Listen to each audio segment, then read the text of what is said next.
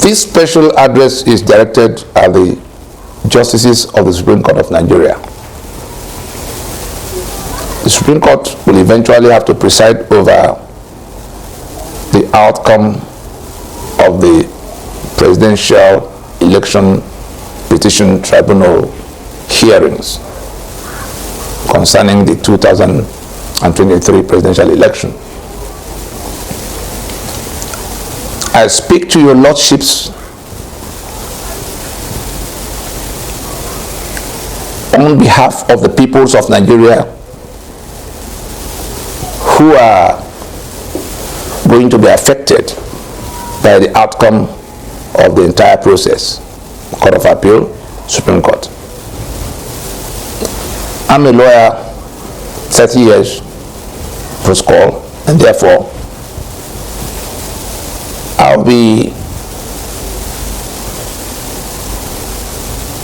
I'm saying what I'm saying as a friend of the court.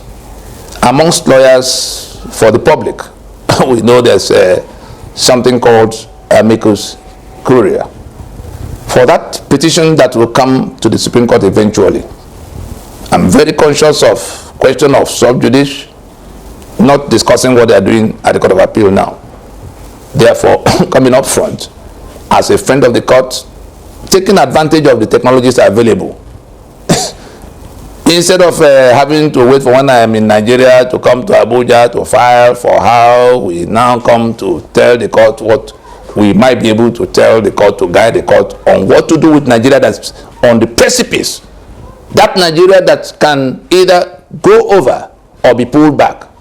The Supreme Court is in an eminent position to do that bit of either pushing it over or pulling it back from collapse into, call it anarchy, call it whatever will happen if the center is not holding anymore.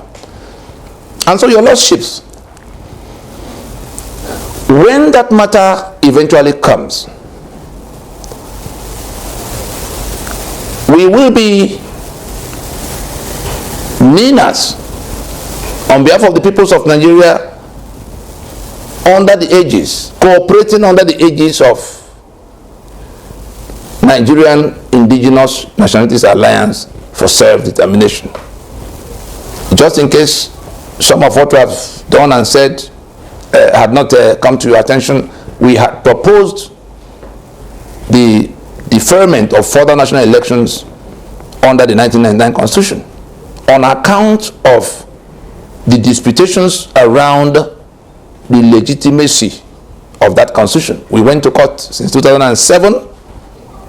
Enohoro, Shoyinka, Ojukwu, Sisi Ono, Bankole Oki, all of them plaintiffs, 10 plaintiffs.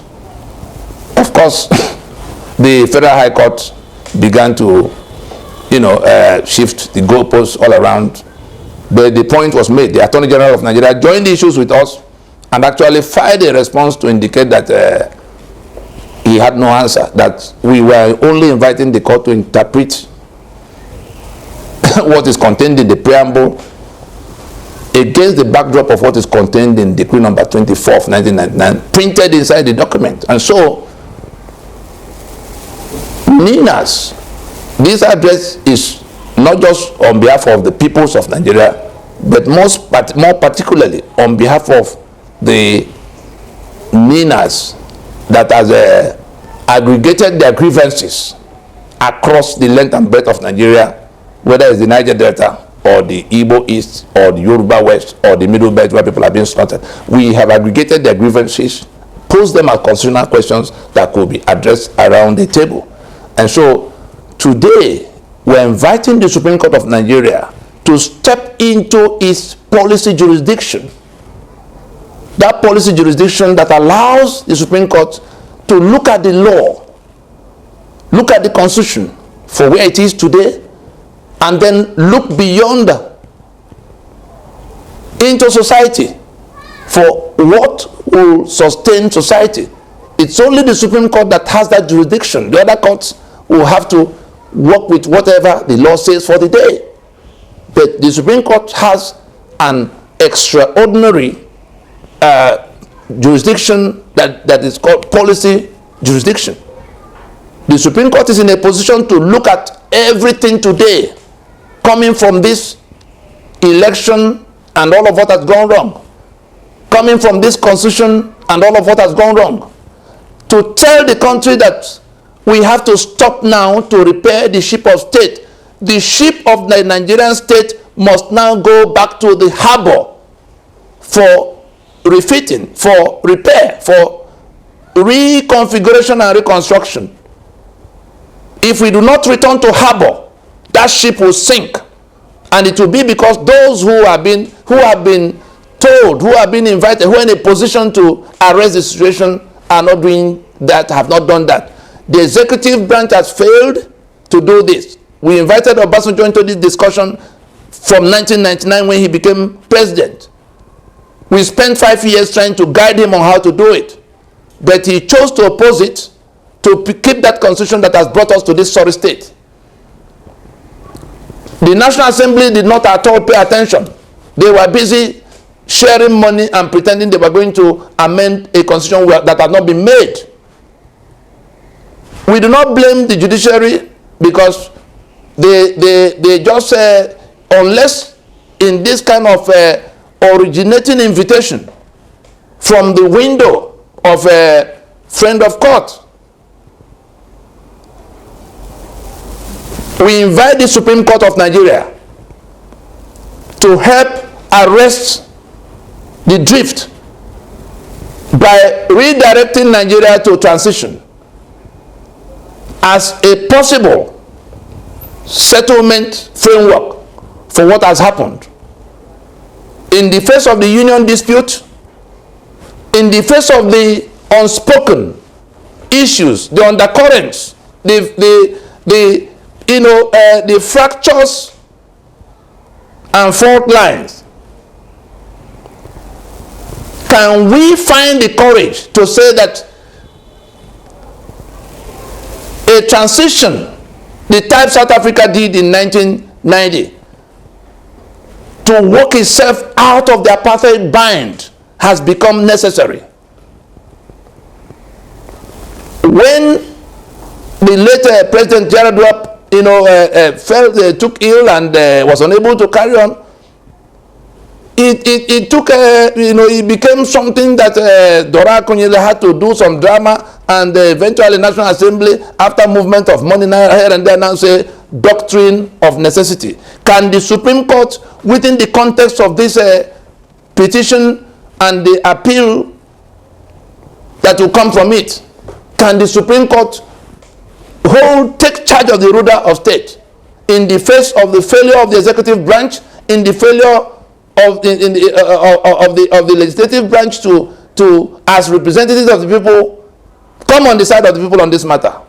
They are sitting with the enemy. They are sitting in confiscation. They are sitting in hijack. They are cooperating to hold the sovereignty of the people and share the blood of the people in the kind of monies we see being shared amongst them, while the people they represent die on the streets, while the young people are trooping in every direction across the world. Some are trekking across the desert. We saw the video where a girl said that it's better for her to die in the desert than to return to that Nigeria. A young girl. She's done her school. No job for her. Your lordships, the body parts of young Nigerians have become steady supply for global human organ market.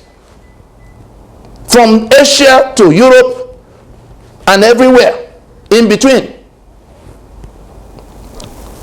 What are they running away from? To now submit themselves to where their organs can, on a routine basis, because of their numbers. What is chasing them from Nigeria?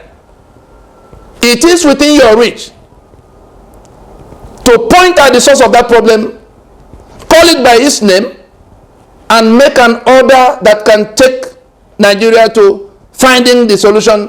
That that unitary constitution of Nigeria,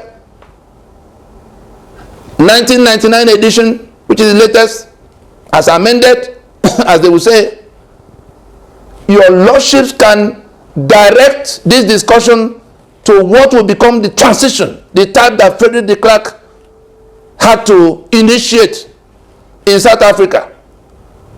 NINAS will be prepared to come to make further presentations in private, even ahead of if the registrar of the court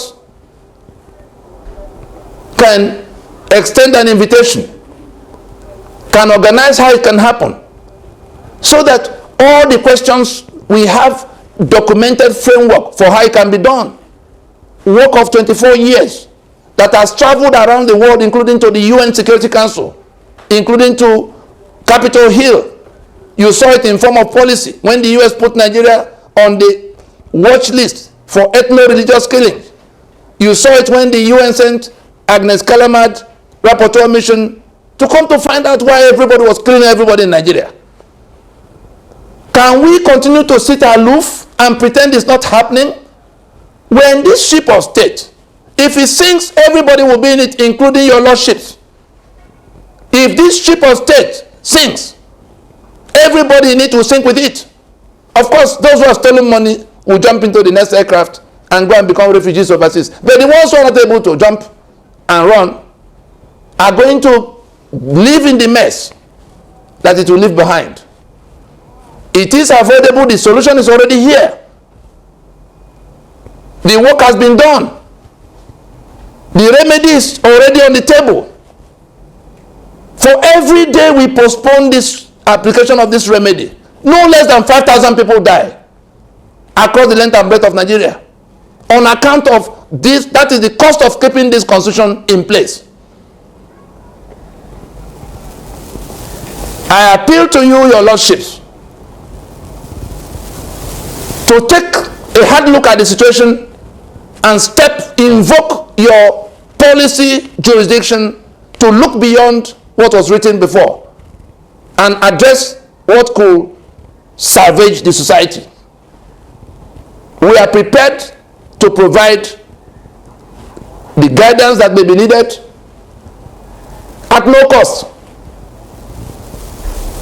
The lives of millions of people are at stake. Thank you for listening.